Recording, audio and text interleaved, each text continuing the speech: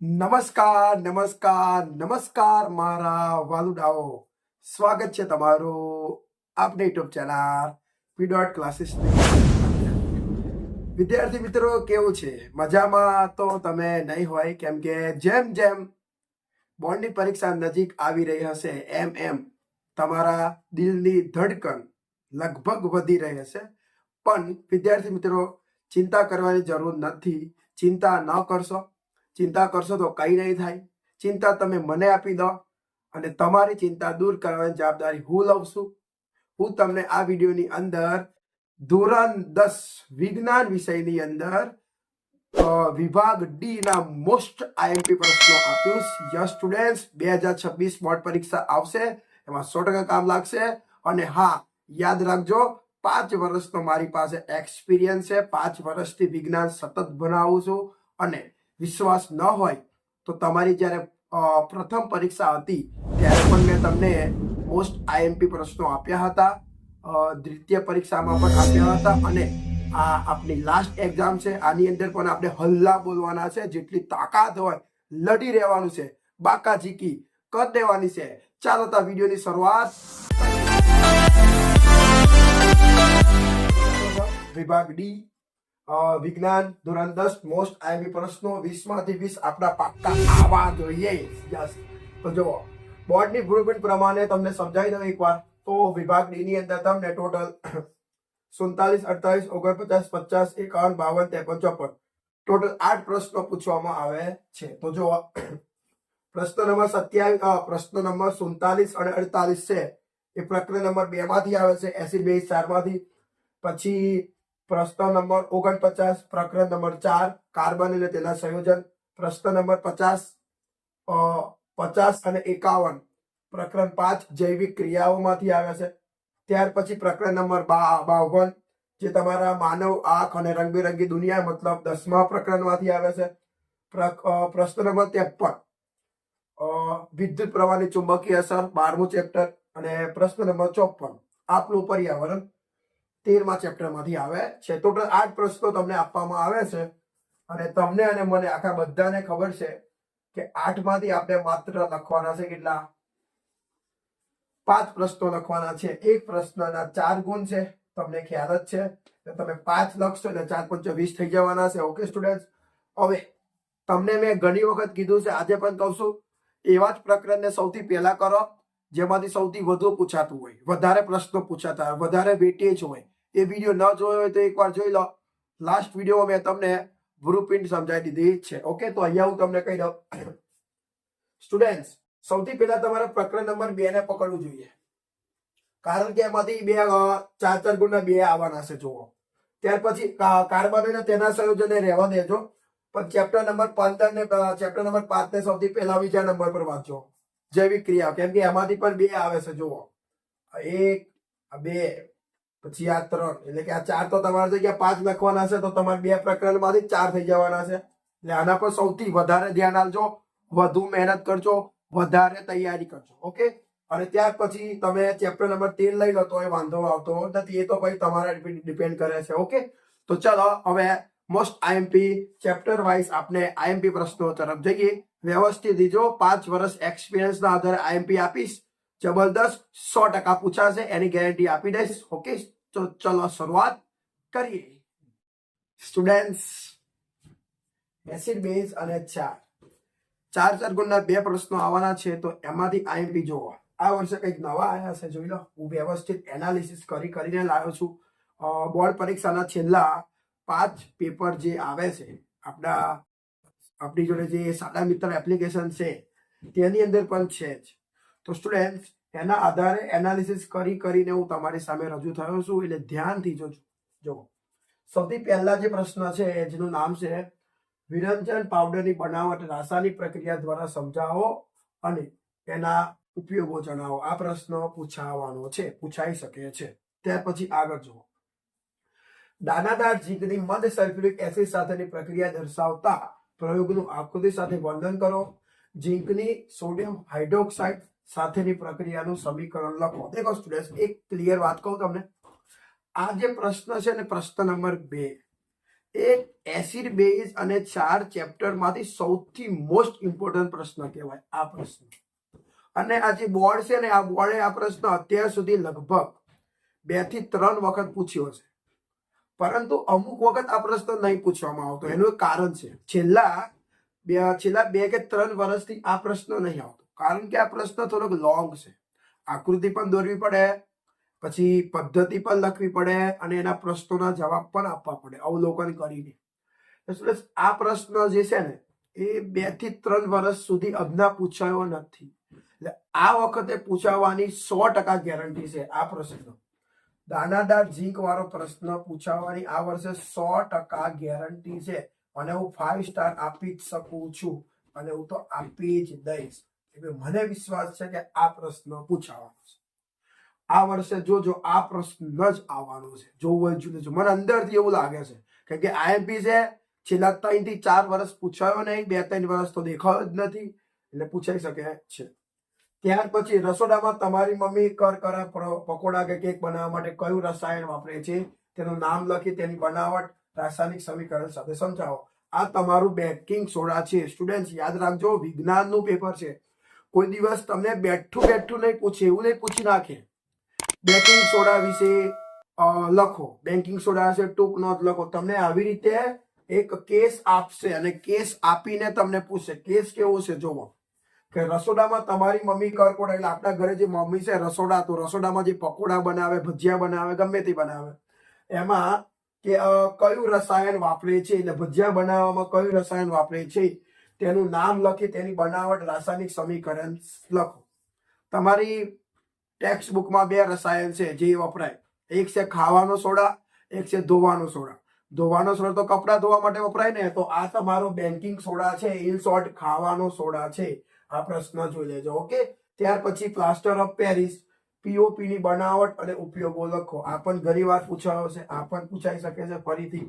એટલે આ તો આપણે આઈએમપી આને આપી શકીએ છીએ. સ્ટુડન્ટ 3 સ્ટાર આપું છું, અને 5 સ્ટાર આપ્યા, અને આને કેટલા આપ્યા? મેં 3 સ્ટાર આપ્યા છે. બરાબર.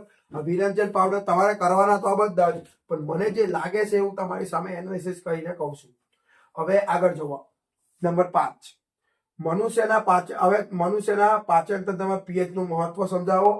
પીએચ ના ફેરફારને કારણે દાંત કેવી રીતે સડે છે તે સમજાવો. હવે તમારી જે ટેક્સ્ટ બુક છે ને, એમાં પીએચ વિશે આપેલું છે કે પીએચ રોજિંદા જીવનમાં પીએચ નું મહત્વ. તો ટોટલી આટલા પોઈન્ટ છે. સજીવોના અસ્તિત્વમાં પીએચ નું મહત્વ નંબર 1. ત્યાર પછી જમીનમાં પીએચ નંબર 2. ત્યાર પછી મનુષ્યના પાચન તંત્રમાં પીએચ નંબર 3.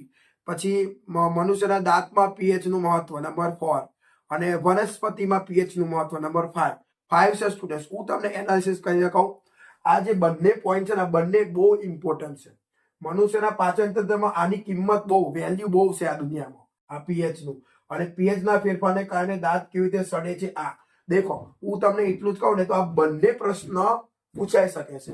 પરંતુ અત્યારની જનરેશન એવી થઈ ગઈ છે કે બોર્ડ વાળો પણ વિચારે છે કે હું એને ઈઝી કરીને આપું.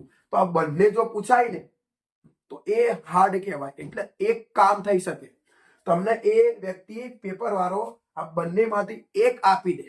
માની લો કે મનુષ્યના પાચન તંત્રમાં પીએચ નું મહત્વ સમજાવો, અને એની અંદર એ પૂછી નાખે, અને બીમાં શું પૂછી નાખે કહું? સજીવોમાં પીએચ નું મહત્વ, સજીવોના જીવનમાં પીએચ નું મહત્વ, એવું પણ પૂછી નાખે છે. એટલે આ બંનેમાંથી એક પૂછાય, એક ભારે પૂછાય તો એક હલકો પૂછાય, એવી રીતે પૂછાઈ શકે છે. એટલે બંને કરજો, સાથે સાથે બીજા પણ કરજો. બરાબર. આ પણ પૂછાઈ શકે છે.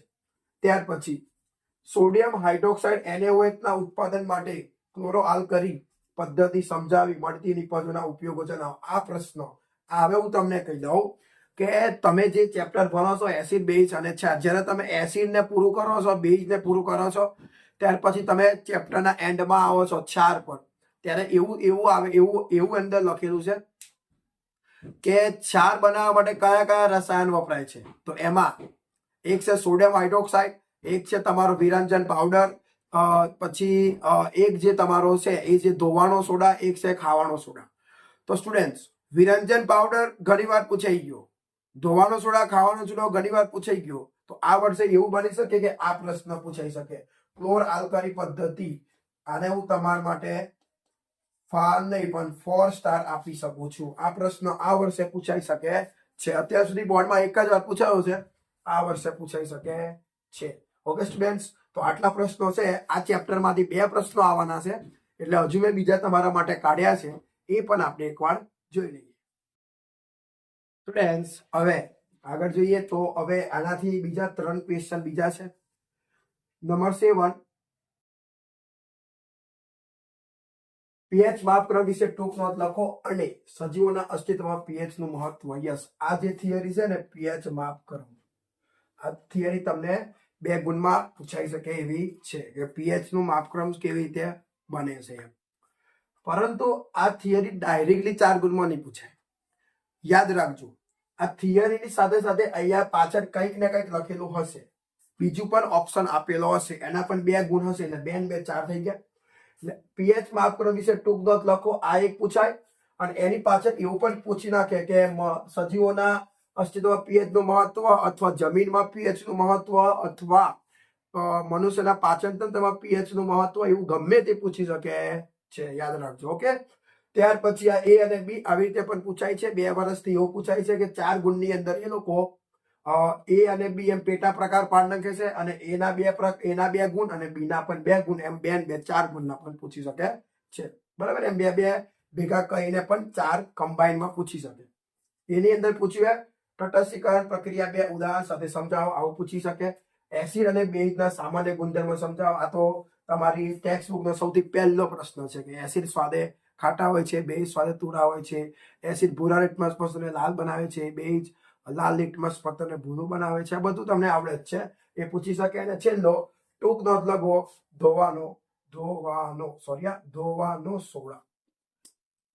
આ પ્રશ્ન પણ પૂછાઈ શકે છે. સ્ટુડન્ટ્સ, એક વાત ક્લિયર કર્યો, જો તમે બીજા કોઈ વિડીયો જોતા હશો ને તો એમાં તમને માત્ર આઈએમપી પ્રશ્નો આપશે.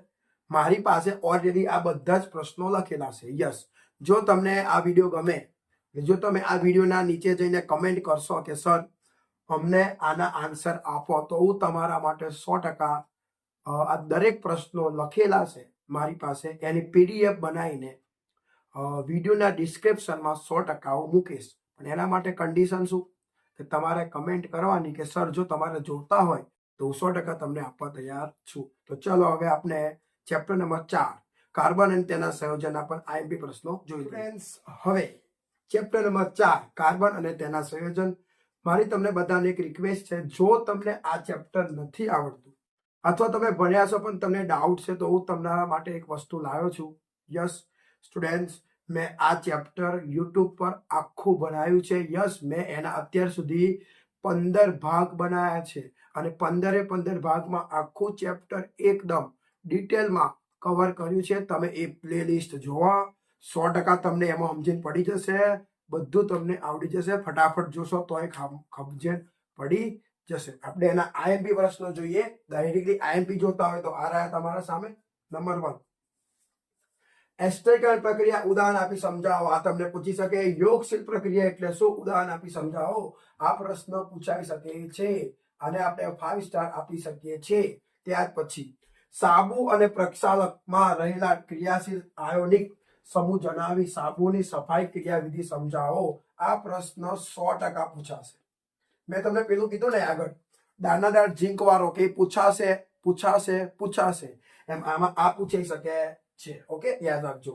નંબર 3, ક્લોરીન એટલે Cl2 માં સહસંયોજક બંધની રચના સમજાવો. ત્યાર પછી મિથેન CH પર અણુમાં સહસંયોજક બંધની રચના સમજાવો. એક વાત ક્લિયર કહી દઉં, જો તમે ચેપ્ટર ભણાવો ને વ્યવસ્થિત, તમે એને અહીંયા ક્લોરીન, તો જો તમને ક્લોરીન આવડે ને તો તમને ઓક્સિજન આવડે, તો તમને ઓક્સિજન ઓટોમેટિકલી આવડે. યસ, અહીંયા મેં એવી રીતે સમજાવ્યું છે કે જો તમે કોઈ પણ એક અણુનું પ્રશ્ન તૈયાર કરો ને તો ઓટોમેટિક તમને બીજા બધા આવડી જાય.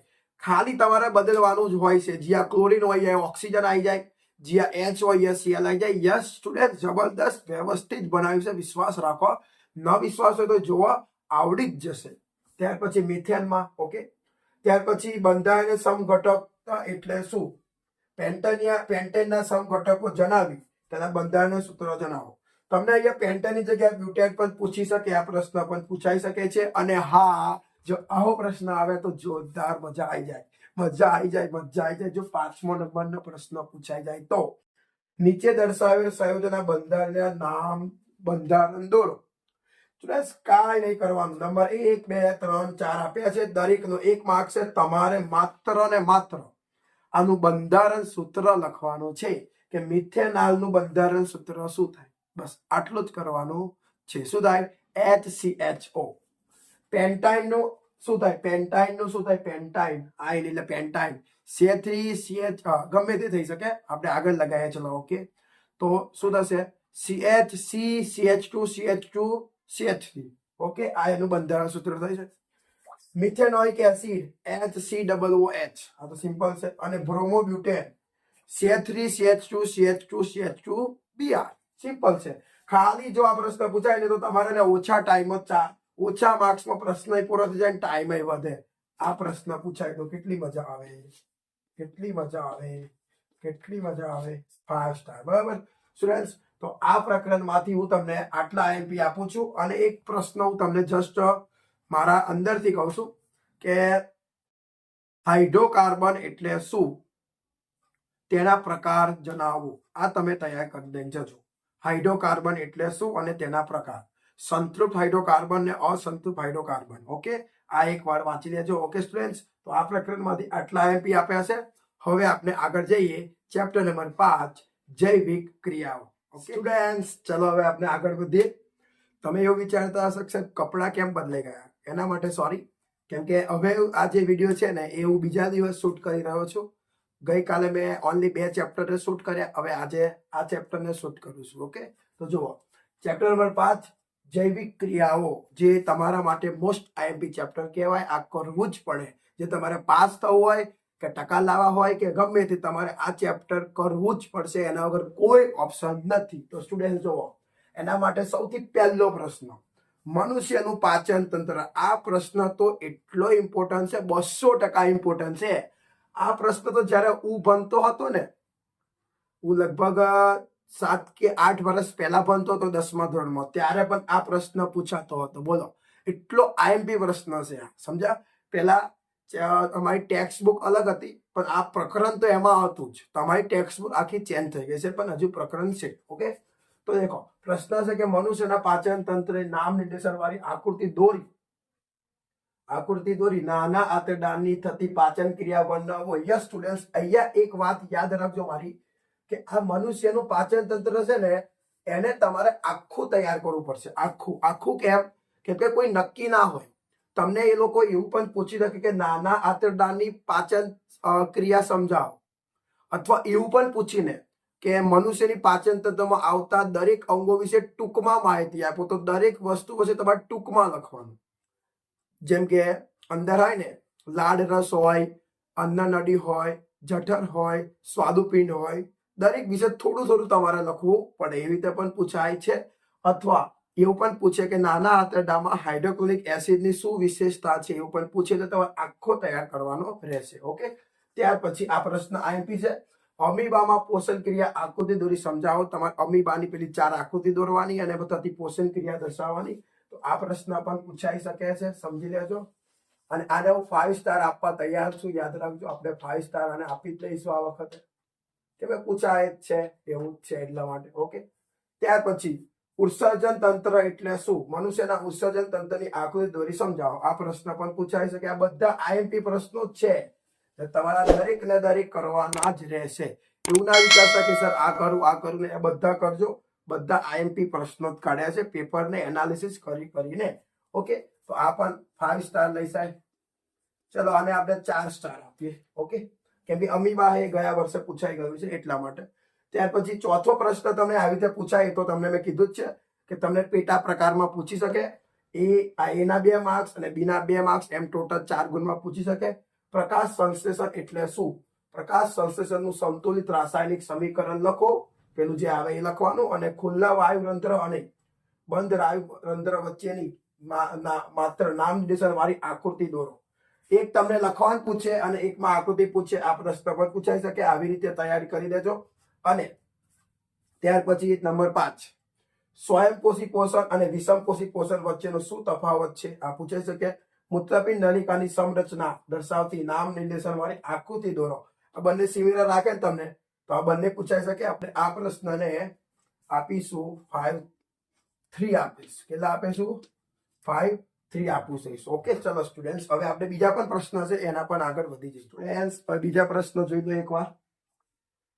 આ પ્રશ્ન છે કે નંબર 6, ગ્લુકોઝના અણુના વિઘટનની પ્રક્રિયા વિગતવાર સમજાવો. મતલબ આપણે જે ખાઈએ છીએ એ ખોરાક આપણા શરીરમાં જાય છે, જઠરમાં જાય છે, એનું પાચન થાય છે, નાના આંતરડામાં જેમાં પણ એનું પાચન થાય છે, પછી ગ્લુકોઝ બને છે, પછી એ ગ્લુકોઝ આપણા લોહીમાં મિશ્ર થઈ જાય છે, પછી લોહીના માધ્યમથી એ ગ્લુકોઝ આપણા શરીરના દરેક અંગોના કોષો સુધી પહોંચે છે અને કોષોમાં જઈને એનું ઓક્સિજનની હાજરીમાં એનું વિઘટન પાયરુવેટ બને છે.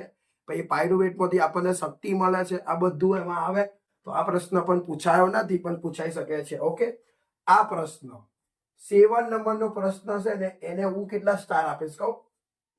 7 સ્ટાર આપી શકું છું. એનું કારણ છે કે આ પ્રશ્ન એ પાચન જેવો જ આઈએમપી છે. યાદ રાખજો, આખા ચેપ્ટરની અંદર તમને 4 ક્રિયાઓ આપી છે ને, શ્વસન, પોષણ, ઉત્સર્જન અને વહન.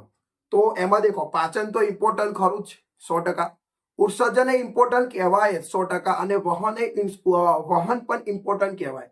એક સમય તમે શ્વસનને એટલું બધું ધ્યાન ન આપો ને તો ચાલી જશે, પણ આ 3 જે બાકી રહીને એને તમારે કડક તૈયાર કરવી પડે. સમજી ગયા? તો આ પ્રશ્ન પૂછાઈ શકે છે કારણ કે આ પ્રશ્ન ગયા વર્ષે બોર્ડમાં નથી પૂછાયો. એના પહેલા અત્યાર સુધી એના પહેલા જે બોર્ડના પરીક્ષા લેવાયા એમાં પૂછાઈ ગયો છે. તો ગયા વર્ષે નતો પૂછાયો, તો આ વર્ષે આ પ્રશ્ન પૂછાવાની 7 સ્ટાર શક્યતા છે. એટલે ઘણી બધી શક્યતા છે. અને એક આ પ્રશ્ન જુઓ કે તમારી જે ટેક્સ્ટ બુક છે ને એમાં જૈવિક ક્રિયાનું ચેપ્ટરનું નામ જ છે.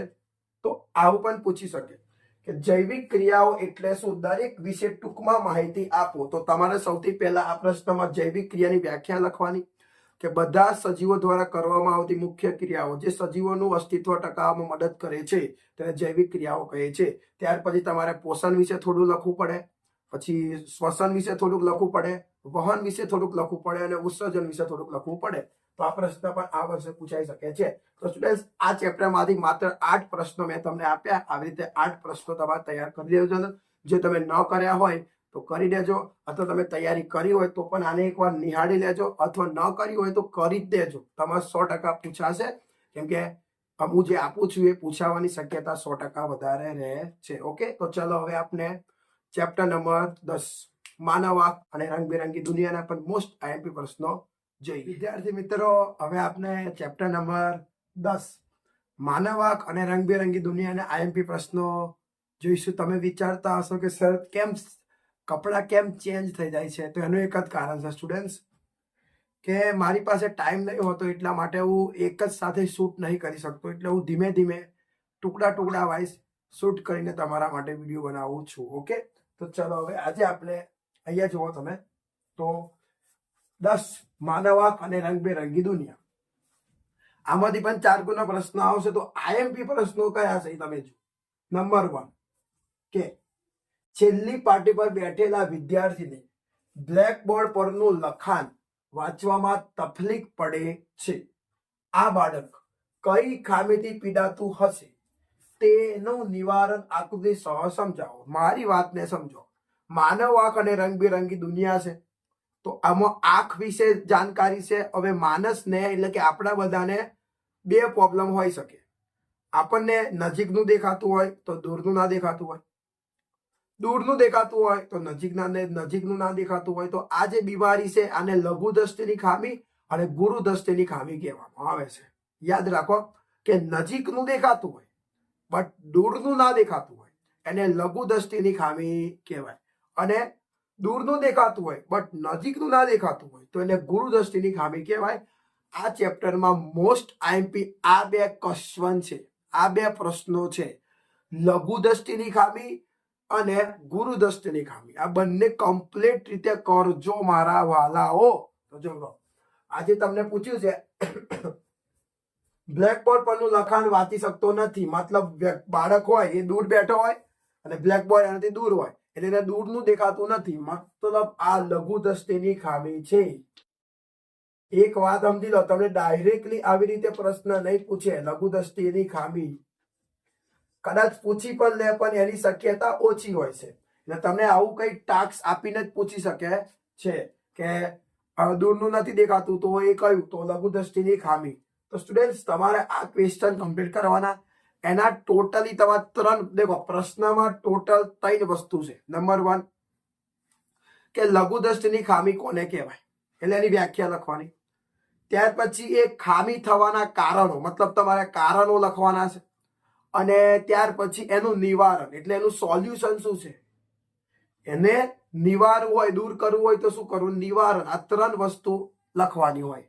આખા પ્રશ્નમાં 3 પોઈન્ટ મારવાના, વ્યાખ્યા, કારણો અને નિવારણ. ઓકે, ત્યાર પછી તમે આ જુઓ બીજો ક્વેશ્ચન. એટલે આ પ્રશ્નને આપણે સ્ટાર આપી દેવાય. કેટલા આપી દેવાય વિદ્યાર્થી મિત્રો? 3 સ્ટાર તો આપી જ દેવાય. બધું સ્ટાર જ છે એટલે ધ્યાન આપજો. માનવ આંખની આકૃતિ દોરી, તેના ભાગો વિશે ટૂંકમાં માહિતી આપો. હવે આ જે પ્રશ્ન છે માનવ આંખ, તો આ પ્રશ્નમાં ઘણા બધા અંગો હોય. દેખી લો ને, નેત્રપટલ, કનિનિકા, કીકી, બરાબર, નેત્રપટલ, પછી ઘણું બધું અંદર હોય છે, તમને ખ્યાલ છે, બરાબર. ઓકે, દ્રષ્ટિ ચેતા પણ હોય છે, નેત્રમણિ પણ હોય છે, કીકી પણ હોય છે. આ દરેક અંગો છે. તો મારા વિદ્યાર્થી મિત્રો પ્રશ્ન એવો પણ પૂછી નાખે કે માનવ આંખની આકૃતિ દોરી, તેના ભાગો વિશે ટૂંકમાં માહિતી આપો. જો તમને એવું પૂછે ને કે ટૂંકમાં માહિતી આપો, તો યાદ રાખજો તમારે ને દરેક ભાગ વિશે ટૂંકું ટૂંકું ટૂંકું ટૂંકું લખવાનું. બહુ મોટું મોટું નહીં લખવાનું, થોડું થોડું ટૂંકું ટૂંકું ટૂંકું લખવાનું. બે મુદ્દા લખી દેવાના, પણ બધા લખવા દેવાના. 9 છે. કેટલા અંગો છે? 9 અંગો છે. અથવા એવું ના પૂછે ને તો એવું પણ પૂછી નાખે કે માનવ આંખની આકૃતિ દોરી, તેના કોઈ પણ 2 ભાગો વિશે માહિતી આપો. તો ગમે તે 2 ભાગો વિશે લખી દેવાનું, તો પણ ચાલી જાય. એ રીતે પણ પ્રશ્ન પૂછાઈ શકે. ઓકે, તો આ પ્રશ્ન પણ સ્ટાર ખાય છે ને, 3 સ્ટાર તો આ લઈ જાય. ત્યાર પછી કાચના પ્રિઝમ વડે શ્વેત પ્રકાશનું વિભાજન આકૃતિ દોરી સમજાવો. આ પ્રશ્ન બોર્ડમાં 2-3 વખત પૂછાઈ ગયો છે. મેં એનાલિસિસ કર્યું છે, 2 વાર પૂછાયો છે. તૈયાર કરી દેજો, પૂછાઈ શકે છે. હવે આજે ચોથો ક્વેશ્ચન છે એ તમે જોઈ લો, અને એના આધારે અહીંયા 3 ક્વેશ્ચન કાઢ્યા છે. વાંચું છું, ધ્યાન આપજો. કોઈ એક વ્યક્તિ પુસ્તકાલયમાં બેઠો છે. તે વ્યક્તિ પુસ્તકાલયમાં પોતાનાથી 15 ફૂટ દૂર આવેલી દિવાલ પરનું લખાણ સ્પષ્ટ રીતે વાંચી શકે છે, પરંતુ તેના ટેબલ પર પડેલા પુસ્તકને વાંચે છે ત્યારે પુસ્તકમાં છાપેલ અક્ષરોને સ્પષ્ટ રીતે વાંચી શકતો નથી.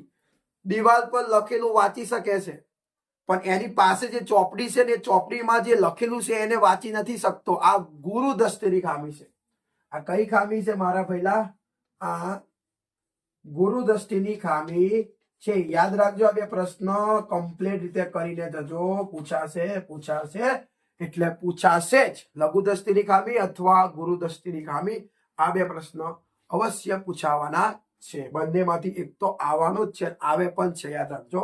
ઓકે, હવે એ પ્રશ્ન કર્યા છે, આ ખાલી માહિતી આપી છે. અને આધાર પ્રશ્ન છે. નંબર 1, તે વ્યક્તિ દ્રષ્ટિની કઈ ખામીથી પીડાતો હશે? તો જવાબ, તે વ્યક્તિ ગુરુ દ્રષ્ટિની ખામીથી પીડાઈ રહ્યો છે. બીજું, તે દ્રષ્ટિની ખામી ઉદ્ભવવાના કારણો શું છે? કારણો 2 હોઈ શકે. કાં તો જે અંદર દોરડો આવે ને, આંખનો જે દોરડો આવે ને વિદ્યાર્થી મિત્રો, એ નાનો થઈ ગયો હોય તો એને ના દેખાતું હોય. અથવા કેન્દ્ર લંબાઈ જે આવે ને, નેત્રમણિ કેન્દ્ર લંબાઈ, એમાં વધારો કે ઘટાડો થાય. એ 2 કારણ છે, બરાબર. ત્રીજો છે, તે ખામી કેવી રીતે નિવારી શકાય? તે આકૃતિ દોરી સમજાવો. એટલે આકૃતિ એને બહિર્ગોળ લેન્સના ચશ્મા પહેરાવાના, જેથી એ થઈ જાય. ઓકે સ્ટુડન્ટ, તો આ તમારા પ્રશ્નો હતા. 4 પ્રશ્નો છે. હજુ બીજા આપણી પાસે પ્રશ્નો છે, એકવાર એ પણ જોઈ લઈએ. ઓકે વિદ્યાર્થી મિત્રો, જોઈ લો એકવાર ફરીથી. IMP પ્રશ્નો 5, 6 અને 7 શું છે? મેઘધનુષ્યની આકૃતિ દોરી રચના સમજાવો. આ પ્રશ્ન પૂછાઈ શકે. અને હું સ્ટાર આપીશ 3. પૂછાઈ શકે છે, મેં જોયો છે. પ્રેસ બાયોપિયા એટલે શું? હું તમને કહ્યું, આ પ્રશ્ન અત્યાર સુધી બોર્ડમાં એકઈ વાર નહીં પૂછાયો. પ્રેસ બાયોપિયા એટલે શું? માણસને 3 બીમારી હોય, મેં કીધું ને તમને. દૂરનું ના દેખાતું હોય, કાં તો નજીકનું ના દેખાતું હોય, લઘુ અને ગુરુ. બટ અમુકને બંને ના દેખાતું હોય, તો એને પ્રેસ બાયોપિયા કહેવાય, એને મોતિયો કહેવાય. આ પ્રશ્ન પૂછાઈ શકે છે. એટલે અત્યાર સુધી પૂછાયો નથી એક પણ વખત, તો અત્યારે પૂછાઈ શકે છે આ વર્ષે. બરાબર. ત્યાર પછી ટૂંક નોંધ લખો, તારાઓનો ટમટમવું. આ પણ એક થિયરી આઈએમપી છે સ્ટુડન્ટ્સ. તો આ ચેપ્ટરમાં મેં તમને ટોટલી 7 પ્રશ્નો આપ્યા છે. તમારે જો 7 કરવા હોય તો 7 કરજો. હું તો એટલું કહું 7 કરવા જોઈએ. પણ તમારે જો 7 ન થતા હોય તો મિનિમમ 3 તો કરજો. કયા કયા? 4 તો કરજો. મેઘ ધનુષ્ય, માનવ આંખના અંગો વિશે, લઘુ અને ગુરુ. આ 4 તો કરીને જ જજો. ઓકે સ્ટુડન્ટ્સ, ચલો હવે આપણે આગળ જોઈએ. વિદ્યુત પ્રવાહની ચુંબકીય અસરો છે કે એમાંથી પણ 4 ગુણનો આવે છે. તો સ્ટુડન્ટ્સ હવે ચેપ્ટર નંબર 12 વિદ્યુત પ્રવાહની ચુંબકીય અસર, વીજળીની વાત કરવાની છે અહીંયા. તો જો આની અંદરથી મોસ્ટ આઈએમપી પ્રશ્ન હું તમને કહું તો એમાં છે પહેલો, ચુંબકીય ક્ષેત્ર એટલે શું? આ તમારે કમ્પ્લીટ રીતે કરવાનું હા, કેમ કે આ પ્રશ્ન જે છે ને એ આ 6 પ્રશ્નોમાં 3 જગ્યાએ રિપીટ થાય છે. હું તમને બતાવું. ચુંબકીય ક્ષેત્ર એટલે શું? ગજ્યા ચુંબકની આસપાસ ચુંબકીય ક્ષેત્ર રેખાઓ દોરો અને ચુંબકીય ક્ષેત્ર રેખાઓના ગુણધર્મોની સૂચિ બનાવો. હવે હું તમને કહું, ચુંબકીય ક્ષેત્ર એને કહેવાય કે જ્યારે જે જગ્યામાં એટલે કે જે વિસ્તારમાં ચુંબક આકર્ષણ અને અપાકર્ષણ કરી શકે, પોતાની વસ્તુ ખેંચી શકે, દૂર કરી શકે, એટલા વિસ્તારને ચુંબકીય ક્ષેત્ર કહેવાય. ઓકે. હવે જે વિસ્તાર હોય ને સ્ટુડન્ટ્સ, તો એની કાલ્પનિક રેખાઓ પણ હોય, તો એ રેખાઓને ચુંબકીય ક્ષેત્ર રેખાઓ કહેવાય. તો અહીંયા તમારા માટે એક મોસ્ટ આઈએમપી પ્રશ્ન એ છે કે તમારે ચુંબકીય ક્ષેત્રની વ્યાખ્યા તમને આવડવી જોઈએ. જે એકવાર બોલું છું, જે વિસ્તારમાં ચુંબક આકર્ષણ અને અપાકર્ષણ કરી શકે તેને ચુંબકીય ક્ષેત્ર કહે છે. ચુંબકીય ક્ષેત્ર રેખાઓ કોને કહેવાય? કે ચુંબકીય વિસ્તારમાં કાલ્પનિક રેખાઓ જે દર્શાવવામાં આવે છે તેને ચુંબકીય ક્ષેત્ર રેખાઓ કહે છે. અને ત્રીજું, એ જે રેખાઓ છે ને એની લાક્ષણિકતા આવડવી જોઈએ, એના ગુણધર્મો આવડવા જોઈએ. જો અહીંયા પૂછ્યું છે ચુંબકીય ક્ષેત્ર રેખાઓની ગુણધર્મોની સૂચિ. હવે ગુણધર્મો કીધા હોય કે લાક્ષણિકતા કીધા હોય કોઈ ફરક નહીં પડતું, પરંતુ ચુંબકીય ક્ષેત્ર રેખાઓની ગુણધર્મો મતલબ લાક્ષણિકતાઓ તમને આવડવી જોઈએ. આ લાક્ષણિકતાઓ આવી છે કે ચુંબકીય ક્ષેત્ર રેખાઓ ચુંબકની બહાર ઉત્તર ધ્રુવથી નીકળીને દક્ષિણ ધ્રુવ તરફ જાય છે. ચુંબકની અંદર રેખાઓ દક્ષિણ ધ્રુવથી ઉત્તર ધ્રુવ તરફ જાય છે. આ બીજી લાક્ષણિકતા. ત્રીજી લાક્ષણિકતા, ચુંબકીય ક્ષેત્ર રેખાઓ બંધ ગાળો રચે છે. ચોથી લાક્ષણિકતા, ચુંબકીય ક્ષેત્ર રેખાઓ એકબીજાને કદી છેદતી નથી. પાંચમી લાક્ષણિકતા, ચુંબકના ધ્રુવોની નજીક પ્રબળ આકર્ષણ બળ હોય છે, જ્યારે ચુંબકની ધ્રુવોની દૂર નિર્બળ આકર્ષણ બળ હોય છે. ચુંબકીય ક્ષેત્ર રેખાઓ સદિશ રાશિ ધરાવે છે. આ બધી લાક્ષણિકતાઓ થઈ કે સ્ટુડન્ટ્સ આ પ્રશ્ન કરી દેજો. આઈએમપી છે. ત્યાર પછી મોસ્ટ આઈએમપી સોલેનોઇડ એટલે શું? આકૃતિ દોરી વિદ્યુત પ્રવાહ ધારિત સોલેનોઇડ થી ઉદ્ભવતા ચુંબકીય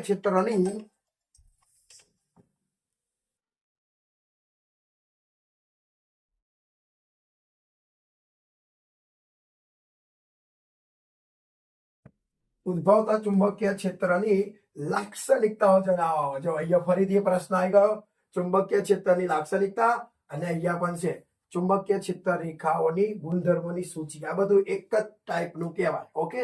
ત્યાર પછી નંબર 3 માં આવું તમને એ બી પૂછી શકે કે ઘરેલું વિદ્યુત પરિપથની માત્ર નામ નિર્દેશન વાળી આકૃતિ દોરો. તમારે ઘરેલું પરિપથમાં જે આવે છે, ચોપડીમાં પણ આકૃતિ છે. આપણા ઘરે જે થોભલા દ્વારા જે લાઇટ આવે છે એની તમારે આકૃતિ દોરવાની છે. અને ઘરેલું વિદ્યુત પરિપથમાં ફ્યુઝ અને અર્થિંગ વાયરનું મહત્વ સમજાવો. આવું પૂછી શકે છે. ત્યાર પછી પ્રશ્ન નંબર 4 જુઓ. ઓવરલોડિંગ એટલે શું? ઘરેલું વિદ્યુત પરિપથમાં ઓવરલોડિંગ નિવારવા માટે કઈ સાવધાની રાખવી જોઈએ? ઓકે. ઓવરલોડિંગ મતલબ સ્ટુડન્ટ્સ શું થાય કે જ્યારે આપણે એક સાથે ઘણી બધી વસ્તુઓ ચાલુ કરી દઈએ એક જ બોર્ડ પર, એક સાથે 4 પ્લગ નાખીને એક સાથે બધું ચાલુ કરે તો ઓવરલોડિંગ થઈ જાય, એટલે પછી આગ લાગે. બરાબર, એને ઓવરલોડિંગ કહેવાય. તો એ ઓવરલોડિંગનો અર્થ સમજાવવાની વ્યાખ્યા અને એ વિદ્યુત પરિપથમાં ઓવરલોડિંગ નિવારવા માટે કઈ સાવધાની રાખવી જોઈએ, ઓવરલોડિંગ ન થાય એના માટે કઈ કાળજી રાખવી જોઈએ. આ પ્રશ્ન પણ છે ઇમ્પોર્ટન્ટ. 5 ઇમ્પોર્ટન્ટ જ છે. ત્યાર પછી આ જે પ્રશ્ન છે ને 5મો, આ પ્રશ્ન આઈએમપી ગણજો તમે. ચુંબકીય ક્ષેત્ર દ્વારા વિદ્યુત પ્રવાહ ધારિત વાહક તાર પર લાગતા બળ માટેની પ્રવૃત્તિનું વર્ણન કરો. પ્રવૃત્તિ તમને પૂછી નાખે, બરાબર. અહીંયા પેલી આકૃતિ આવે છે, તમને ખ્યાલ હશે, બળ લાગે એટલે આગળ ખસે, પાછળ ખસે, એ રીતે. અને લાસ્ટ ક્વેશ્ચન નોટ જોઈ લો, મોસ્ટ ઇમ્પોર્ટન્ટ.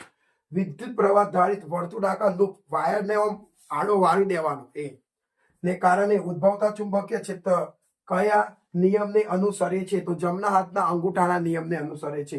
તે નિયમ લખો અને આ જ દેખો, રેખાઓની લાક્ષણિકતાઓ જણાવો. મતલબ રેખાઓની લાક્ષણિકતા સ્ટુડન્ટ તૈયાર કરી દેજો. ચુંબકીય ક્ષેત્ર રેખાઓની લાક્ષણિકતા તમને આવી રીતે પૂછે. દેખો, પેલા સૌથી પહેલા આ બધું લખવાનું, પછી આ લખવાનું, ત્યાર પછી અહીંયા પણ આ સોલેનોઇડ વિશે લખીને લાક્ષણિકતા લખવાનું, ત્યાર પછી અહીંયા આ પ્રયોગ દર્શાવી દેવાનું, અને એના પછી પણ તમારે લાક્ષણિકતા લખવાની. આવી રીતે પૂછી શકે છે. હવે લાસ્ટ ચેપ્ટર આપનું પર્યાવરણ, એના પણ મોસ્ટ આઈએમપી પ્રશ્ન જોઈ લઈએ. સ્ટુડન્ટ્સ, ચેપ્ટર નંબર 13 આપણું પર્યાવરણ. આ ચેપ્ટરની અંદર નિવસન તંત્ર આવે છે, જેને શું કહેવાય? જે વિસ્તારમાં સજીવો અને નિર્જીવો એટલે જૈવિક ઘટકો અને અજૈવિક ઘટકો ભેગા મળીને જે પ્રલયની રચના કરે છે તેને નિવસન તંત્ર કહે છે. આપણી ભાષામાં કહેવું હોય તો નિવસન તંત્ર એને કહેવાય કે જે જગ્યાએ આપણને જીવનની તમામ વસ્તુ મળે એને નિવસન તંત્ર કહેવાય. જુઓ, આવા પ્રશ્નો પૂછી શકે. પ્રશ્ન નંબર 1, નિવસન તંત્ર એટલે શું? તેના પ્રકારો જણાવી તે અંગેની સમજૂતી આપો. નિવસન તંત્ર કોને કહેવાય સમજાવ્યું. પ્રકાર 2 છે. એક આવે કુદરતી નિવસન તંત્ર, એક આવે કૃત્રિમ નિવસન તંત્ર, બરાબર. કુદરતી નિવસન તંત્ર જે કુદરતી તે બને, જેમ કે જંગલ છે, દરિયો છે, આ બધા કુદરતી. જ્યારે કૃત્રિમ એટલે હોટલ છે, ઘર છે, આ બધું કૃત્રિમ કહેવાય. બગીચો એક નિવસન તંત્ર છે, સમજાવો. આ પ્રશ્ન પૂછાઈ શકે છે, બરાબર. યાદ રાખજો ક્લિયર રીતે 2 ગુણમાં. ત્યાર પછી ઓઝોન કેવી રીતે બને છે તે સમીકરણ સહિત સમજાવો. તમને O2 બરાબર O2 gives O+O આવડે જ છે, એક આ પૂછી શકે. ત્યાર પછી કચરાના નિકાલની સમસ્યાને ઓછી કરવામાં તમે શું યોગદાન આપી શકો છો? તમારા વિચારો લખો. આવું પણ પૂછી શકે છે સ્ટુડન્ટ્સ. બધા આઈએમપી પ્રશ્ન છે. ત્રીજો પ્રશ્ન જુઓ, આહાર શૃંખલા અને આહાર ઝાડ વિશે તમારે લખવાનું છે. ત્યાર પછી ઓઝોન કેવી રીતે નિર્માણ પામે છે? ઓઝોન સ્તરની અગત્યતા જણાવો. આ પ્રશ્ન તો પૂછાય જ છે, ઓકે. અને છેલ્લો, આહાર શૃંખલા અને પોષક સ્તરો વિશે સમજૂતી આપો. આ પ્રશ્ન આ વર્ષે પૂછાય છે એવું મને લાગે છે. આહાર શૃંખલા લખવાની અને પોષક સ્તરો લખવાનું, આના વિશે લખવાનું છે. અને એક પ્રશ્ન હજુ તમારા માટે લખી દઉં છું, જૈવિક વિશાલન પર ટૂંક નોંધ લખો. કદાચ જૈવિક વિશાલન પર ડિટેલમાં ના પૂછે ને તો કદાચ એની વ્યાખ્યા પૂછી શકે, બરાબર. જૈવિક વિશાલન આ તમારે થિયરી જોઈ લેવાની, બરાબર સ્ટુડન્ટ્સ. તો વિદ્યાર્થી મિત્રો, મેં તમને આ આખા વિડીયોની અંદર વિભાગ ડી ના મોસ્ટ આઈએમપી પ્રશ્નો આપ્યા, દરેક ચેપ્ટર આધારે આપ્યા. વિડીયો ગમે તો લાઈક કરી દેજો, ચેનલને સબસ્ક્રાઇબ કરી દેજો, અને હા, કમેન્ટ કરજો જે તમારે ભણવું હોય એ તમે કહેશો, એના વિશે વિડીયો બનાવીશ. બાકી ટેસ્ટ ઓફ લક તૈયારી કરતા રહો.